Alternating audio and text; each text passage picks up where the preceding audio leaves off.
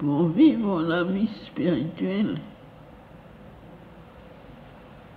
c'est un renversement de conscience qui est nécessaire.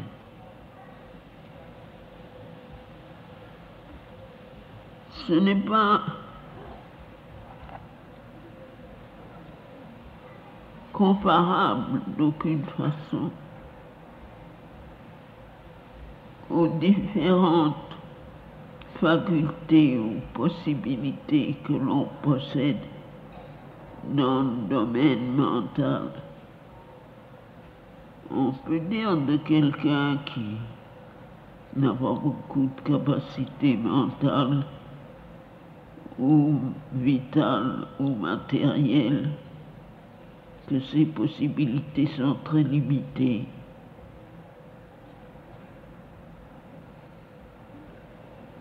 Et on peut dans ce cas demander quel est le moyen de développer ses capacités, c'est-à-dire d'en acquérir des nouvelles, qui est une chose assez difficile. Mais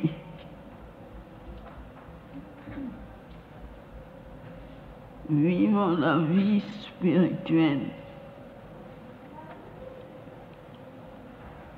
c'est s'ouvrir à un autre monde en soi.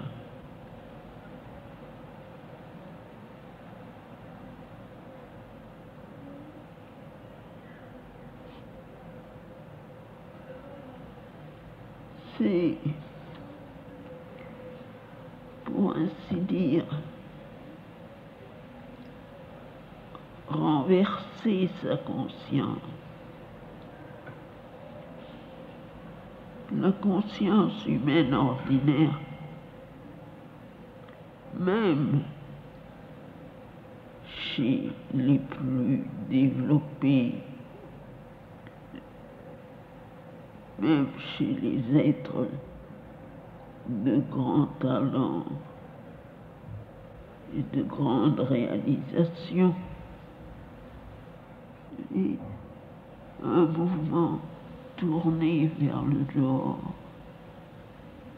Toutes les énergies sont poussées vers le dehors. Toute la conscience est répandue en dehors. Et s'il y a quelque chose qui est tourné vers le dedans, c'est très peu, c'est très rare, c'est très fragmenté. C'est seulement sous la pression de circonstances très spéciales, de chocs violents, des chocs que la vie donne justement avec la volonté de renverser un peu ce mouvement de la conscience.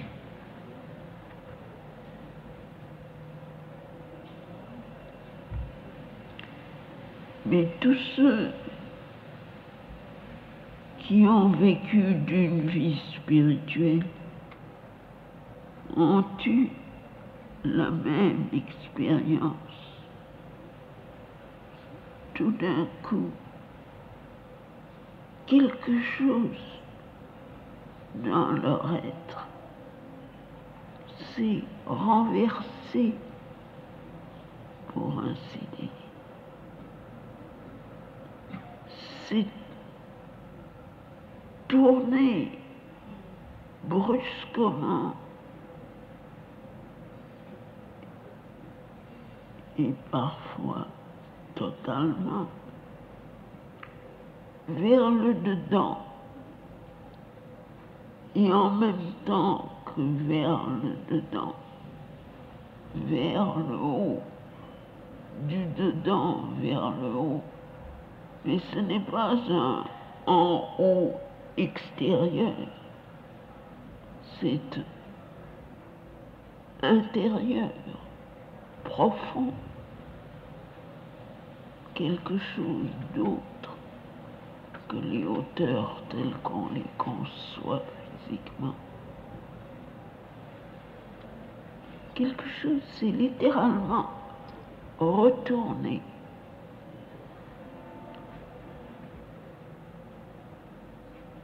Il y a eu une expérience décisive et le point de vue de la vie, la façon de regarder la vie, la position que l'on a par rapport à la vie a changé brusquement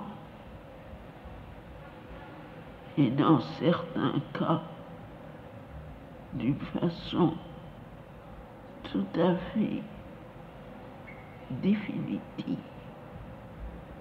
irrémédiable pour ainsi dire.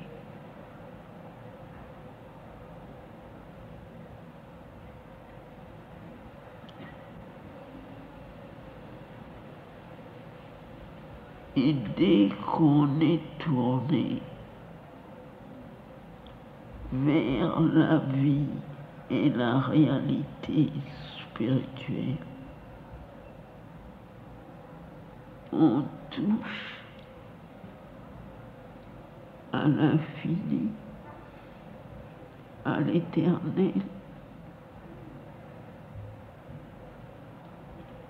et il ne peut plus être question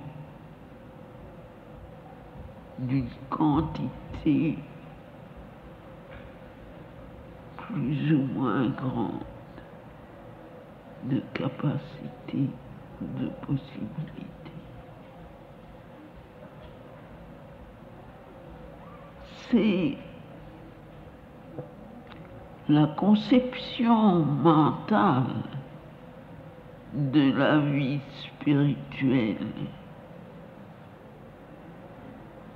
qui peut exprimer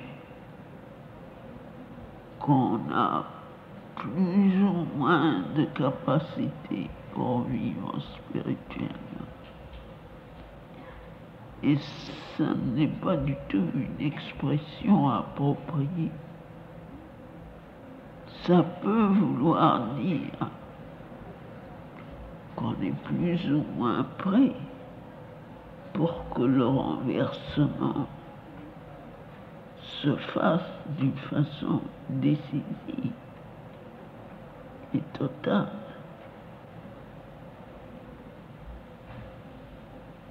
Au fond, c'est la capacité mentale de s'abstraire des activités ordinaires et d'aller à la recherche de la vie spirituelle qui peuvent se mesurer.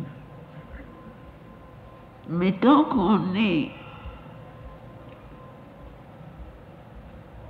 dans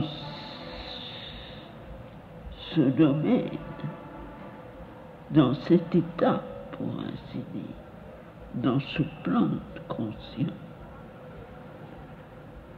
on ne peut pas faire grand-chose pour les autres, ni pour la vie en général, ni pour des individus en particulier.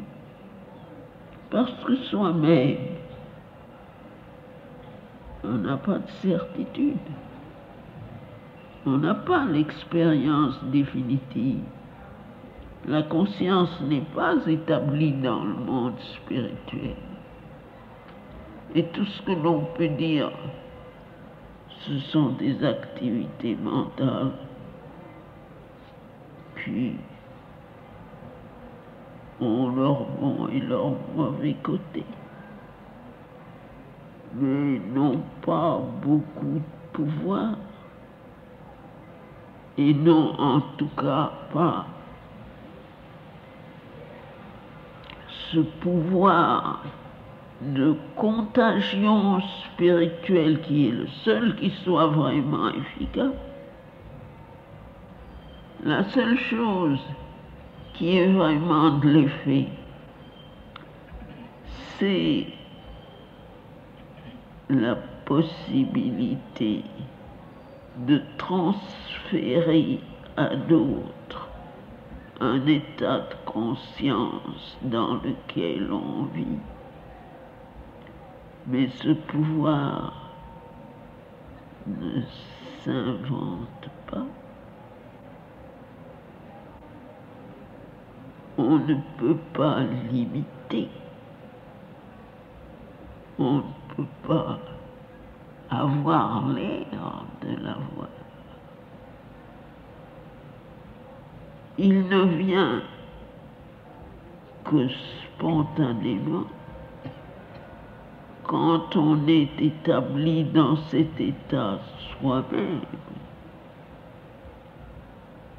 quand on vit là-dedans, et non pas qu'on essaye d'y vivre, mais quand on y est. Et c'est pourquoi tous ceux qui ont vraiment une vie spirituelle ne peuvent pas être trompés. Une imitation de la vie spirituelle peut faire illusion pour les gens qui sont encore dans le mental, mais pour ceux qui ont réalisé en eux ce renversement de la conscience, pour ceux dont le rapport avec l'être extérieur est totalement différent, ceux-là ne peuvent pas être trompés et ne peuvent pas se tromper. C'est cela que l'être mental ne comprend pas. Tant qu'on est dans la conscience mentale, même la plus supérieure, et qu'on voit la vie spirituelle du dehors, on juge avec ses facultés mentales, avec cette habitude de chercher, de se tromper, de corriger, de progresser, de chercher encore.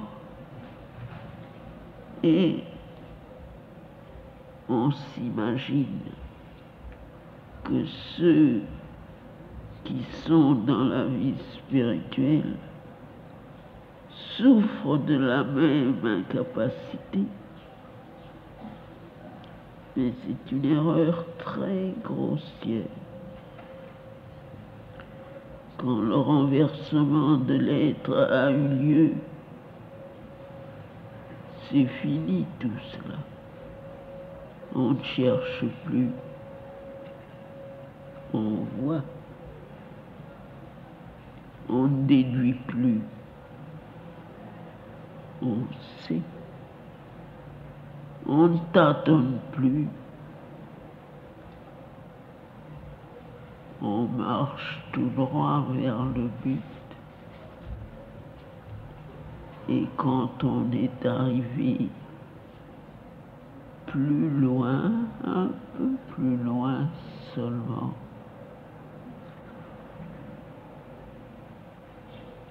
on sait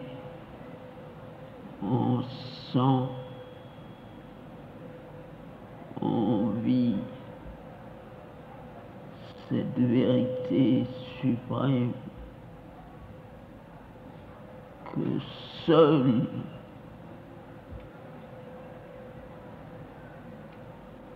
la vérité suprême agit, que seul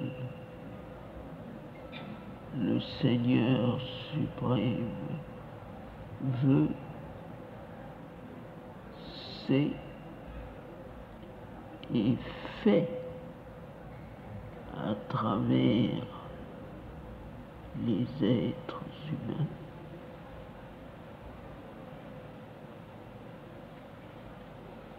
Comment pourrait-il y avoir d'erreur possible?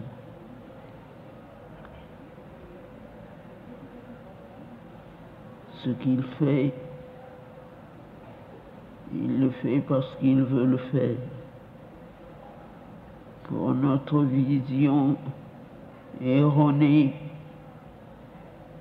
cela peut être des actions incompréhensibles,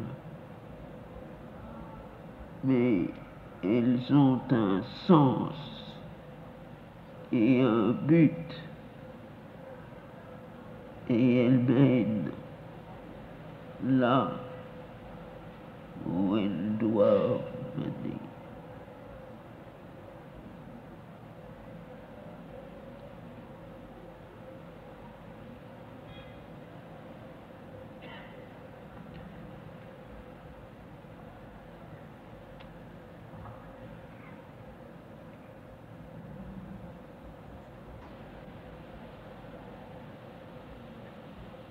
Si l'on veut sincèrement aider les autres et le monde, la meilleure chose qu'on puisse faire, c'est d'être soi-même ce que l'on veut que les autres soient. Non pas seulement comme un exemple, mais parce qu'on devient un centre de pouvoir rayonnant qui, par le fait seul d'exister, oblige le reste du monde à se transformer.